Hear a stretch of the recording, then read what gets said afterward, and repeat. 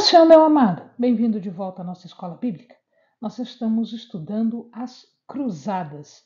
Então, pega o seu caderno de estudos, ora o Senhor, pede a Ele discernimento, entendimento, conhecimento, sabedoria. Pede a Ele proteção para que nós possamos desvendar dos seus mistérios.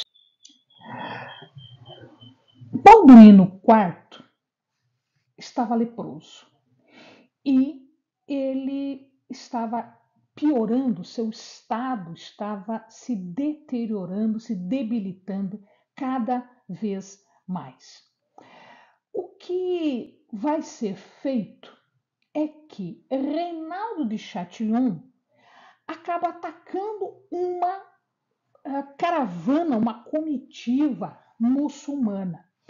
O que ele não sabia é que nesta comitiva, nesta caravana, estava somente a irmã do sultão chamado Saladino, que nós conhecemos como Saladino. Isso faz com que o sultão convoque uma jihad. Uma jihad é uma luta, conforme nós já vimos anteriormente. Saladino, então, ele vai travar um combate contra os cristãos. E ele começa uma batalha em Hatim. Hatim, aqui, ó, fica aqui, ó, entre Jerusalém e Damasco. Pois muito bem, ele já havia capturado Damasco em 1174. Em 1183, ele captura Alepo. E agora ele estava lutando contra os cristãos em Hatim, muito próximo, portanto, de Jerusalém. E ali ele vence o exército cristão, trucidando o exército, acabando absolutamente com tudo. Gregório VIII, que era o papa daquela época, ele convoca, portanto, a Terceira Cruzada. A Terceira Cruzada foi convocada logo depois de que Saladino conquista Jerusalém. Então ele veio tomando tudo, ele veio tomando Damasco, Alepo, né? Os amados vão ver aqui, né? Ó, Alepo está aqui em cima, Damasco está aqui, ele faz uma batalha aqui e depois ele vem e conquista Jerusalém. Então Gregório VIII ele convoca a Terceira Cruzada. Né? 1187 foi a conquista de Jerusalém por Saladino e a cruzada, a terceira, aconteceu entre 1189 a 1192. Bom, quem eram os lutadores, quem eram os nobres desta cruzada? Um deles era Ricardo I da Inglaterra. Este Ricardo I, pela sua valentia, ele ficou conhecido como Ricardo Coração de Leão. Também estava nesta cruzada Filipe Augusto, da França, e Frederico Barba-Ruiva, que também é conhecido na história. Esse Frederico Barba-Ruiva, ou Barbarossa, ou Barbarrocha, era do Sacro Império Romano Germânico, que deu origem depois, uma parte dele deu origem à Alemanha.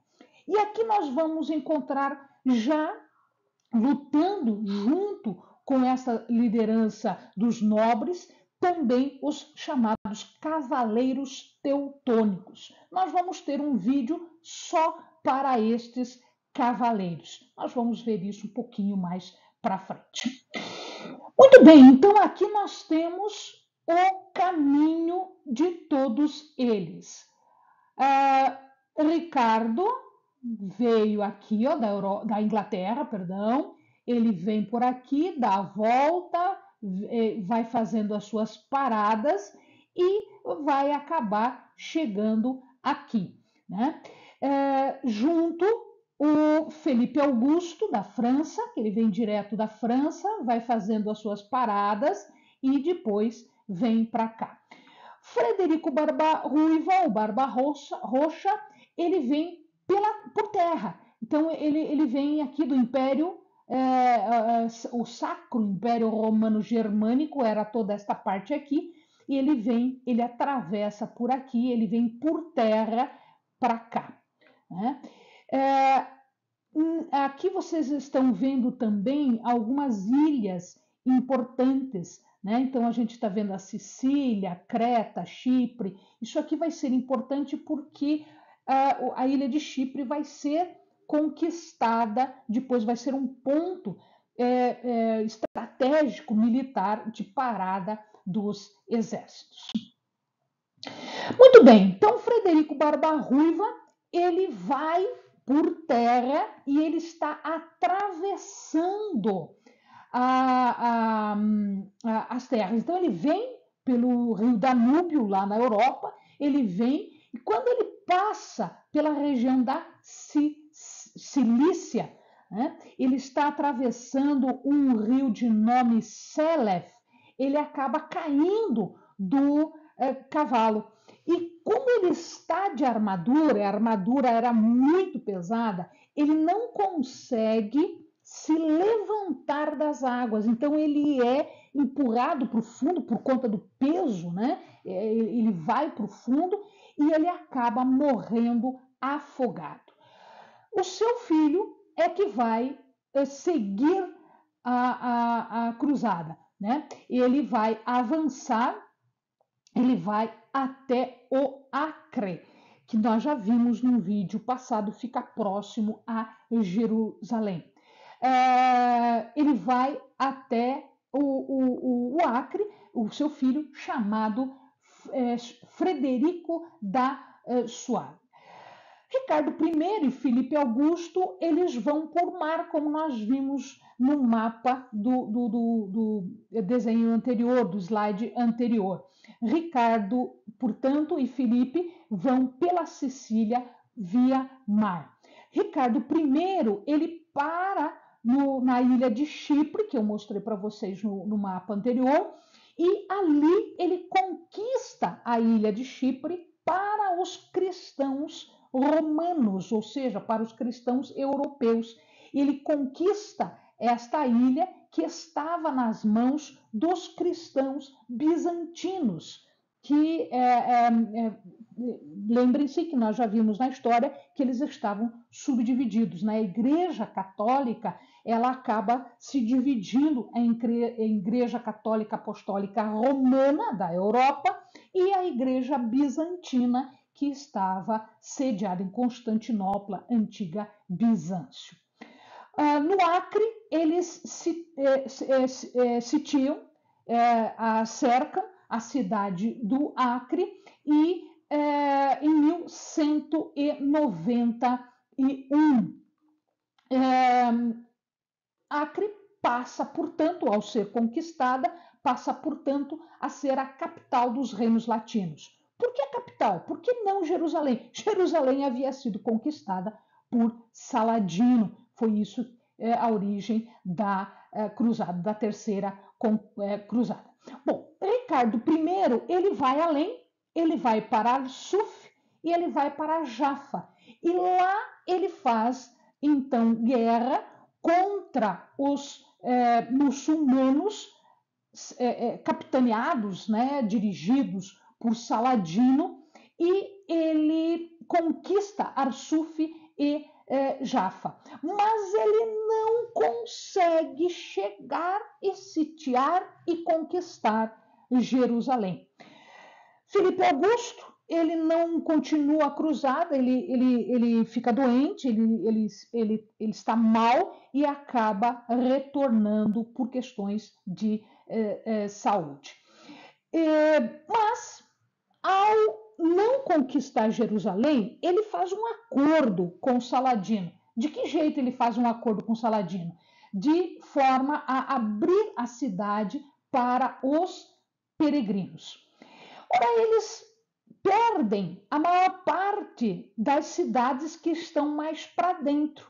Mas os cristãos continuam com uma faixa de terra, né, ainda litorânea. Ricardo I, depois de fazer este acordo com Saladino, ele volta para a Europa. Ele não chega, ele não coloca os pés em Jerusalém. Ele volta para a Europa e no caminho, ele está indo de navio, no caminho ele sofre um naufrágio, mas ele não morre nesse naufrágio.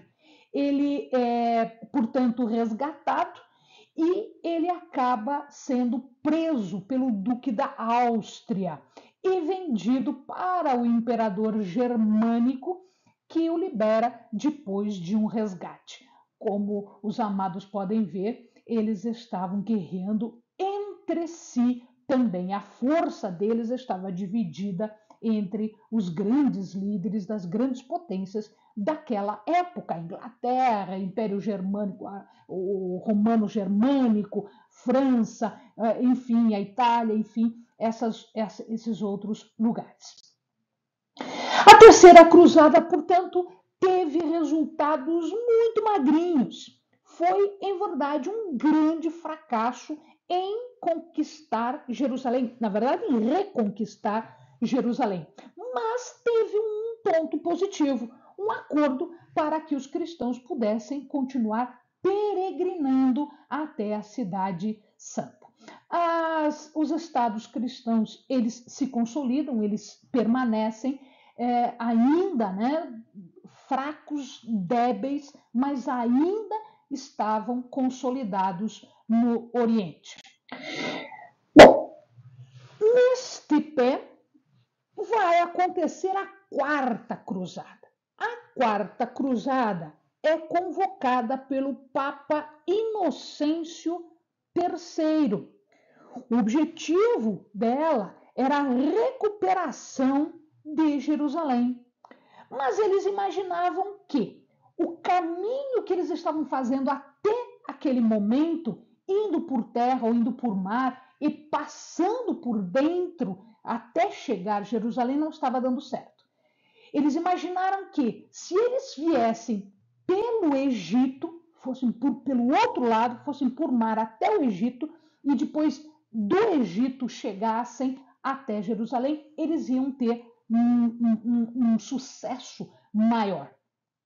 É claro que teve aí a mãozinha de alguns mercadores, os mercadores da cidade de Veneza, que eram os grandes mercadores daquela época. Então, os mercadores venezianos tinham interesse no comércio da região, porque o Egito era uma terra muito rica e fazia parte de um conjunto comercial bastante grande, né? Eles, portanto, auxiliaram os cruzados nesta empreitada com a condição de que eles ganhariam a primazia, né, do comércio daquela época. Os cruzados chegam até o Império Bizantino em junho de 1203 e chegam à cidade de Constantinopla em abril de 1204. O que acontece agora é que, em vez de eles seguirem o plano original, eles primeiro vão atacar Constantinopla. E ali eles fazem um grande saque de ouro, prata, joias, artesanatos, relíquias sagradas. Ou seja, eles se voltam definitivamente uns contra os outros. Quem está envolvido nesta cruzada, nesta Quarta Cruzada? Balduíno IX, conde de Flandres, e Bonifácio II, o marquês de Montferrat. Aqui os amados veem o trajeto deles. Então, olha, os venezianos, né, que deram guarida, que deram apoio, então eles foram por mar até Zara e depois até Durazo, e de Durazo eles fizeram esta volta aqui até chegar em Constantinopla.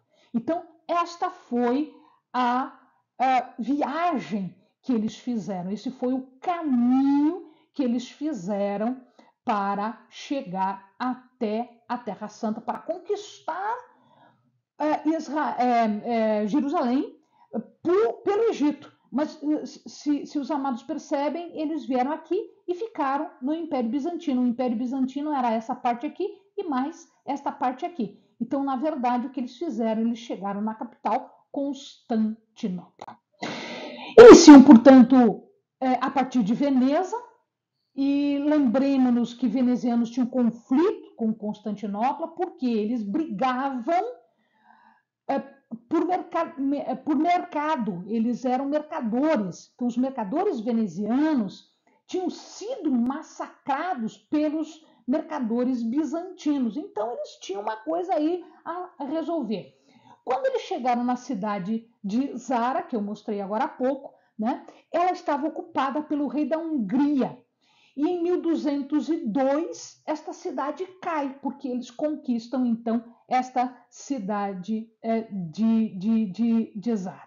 Balduíno IX e Bonifácio II tinham feito um acordo com os venezianos. Por que esse acordo? Esse acordo foi feito exatamente porque tanto um quanto o outro não tinha dinheiro para bancar a cruzada. Então, o que eles fizeram? Eles fizeram um acordo com os venezianos o seguinte: vocês nos levam, vocês fornecem toda a infraestrutura, todo o transporte, tudo que for necessário, e daí, nós conquistando lá, vocês ganham o direito de fazer o mercado. Então, eles acabam atacando a cidade de Zara, eles conquistam Zara, né? E nesta mesma época, o imperador Isaac II Ângelo do Império Bizantino, de Constantinopla, ele é destituído pelo seu irmão, chamado Aleixo III Ângelo. Ora, quando ele é destituído, o filho, né, de Isaac, o chamado Aleixo IV Ângelo, ele faz um acordo com os cruzados para que o reino, o Império Bizantino, passe de novo para sua família, esquecendo-se do tio, né? Destituindo o tio e passe de novo para sua família. Olha, o que aconteceu, né, é que em 1204 os cruzados chegam então em Constantinopla, tomam Constantinopla, pegam tudo que há de riqueza ali e coroam então Aleixo IV Ângelo como o chefe do local, como o imperador do Império Bizantino, do Reino Bizantino. Para pagar isso tudo, precisa dinheiro. E para pagar, então, o que ele tinha acordado, ele começa a instituir impostos. A população se revolta, né, e ele é morto, fazendo com que, então, Veneza retome o poder de Constantinopla em 1204.